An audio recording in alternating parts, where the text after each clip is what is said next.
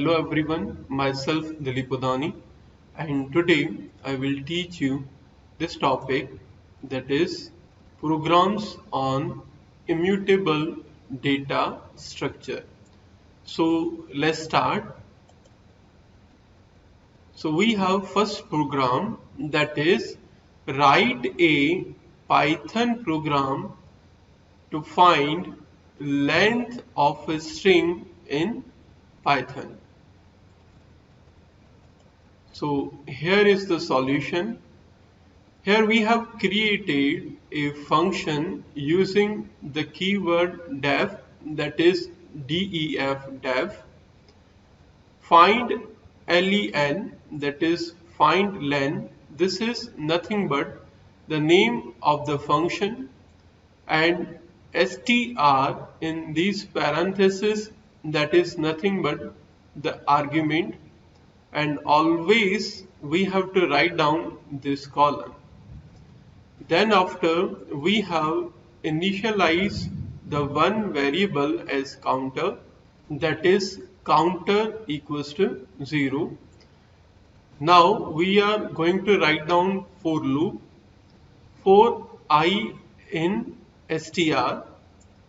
So in this argument str, for every I we will increment the counter by 1, that is counter plus equals to 1.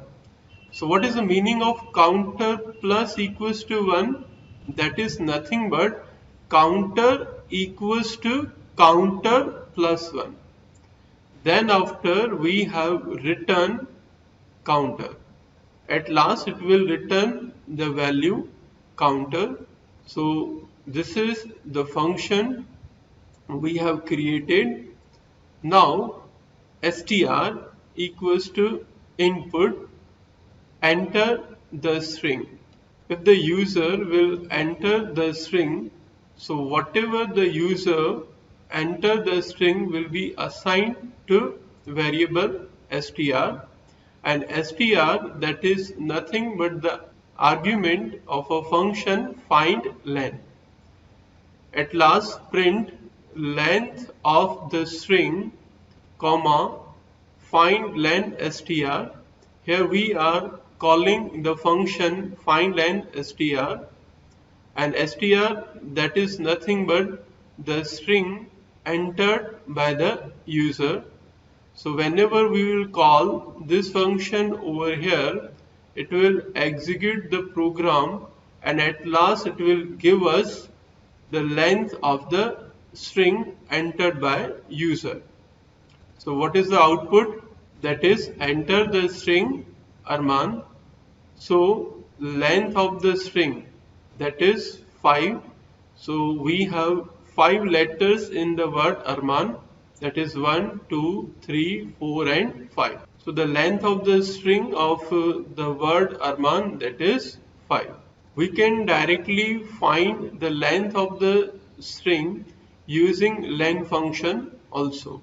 Now I will show you the output of this program in PyCharm. See, I have written the same program over here. Now I will just run this program. Click on this run button. Now enter the string, say Arman. So what will be the output in this case? Definitely the length of the string is 5. Again I am running this program. Click on this run button. Now enter the string, say the area. Now calculate the number of characters in the area, that is 1, 2, 3, 4, 5, 6, 7.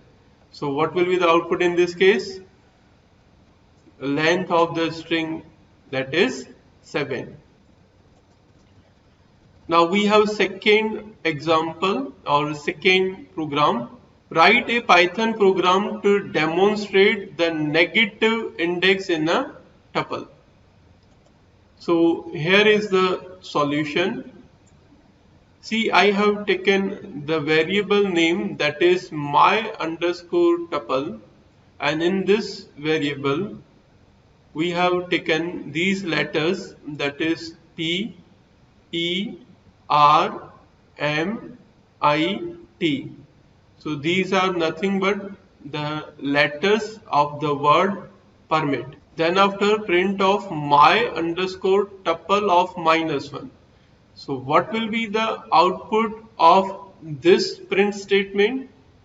It will give us the output as T, because the negative index means from right to left direction. That is also called backward direction. So the index of this T is -1, index of I is -2, index of M is -3, index of R is -4, index of E is -5, and finally index of P is -6. So print of my underscore tuple of -1 will give us output as T. Print of my underscore tuple of -2 will give us the output as I. Print of my underscore tuple of -3 will give us the output as M. Print of my underscore tuple of -4 will give us the output as R. Print of my underscore tuple of -5 will give us the output as E. And finally print of my underscore tuple of -6 will give us the output as P. So you can see the same output as discussed with you. For first print statement we have T. For next print statement we have I. For next print statement we have M. For next print statement we have R. For next print statement we have E. And finally for final print statement we have P. Now I will show you the output of this program in PyCharm. See, I have written the same program over here.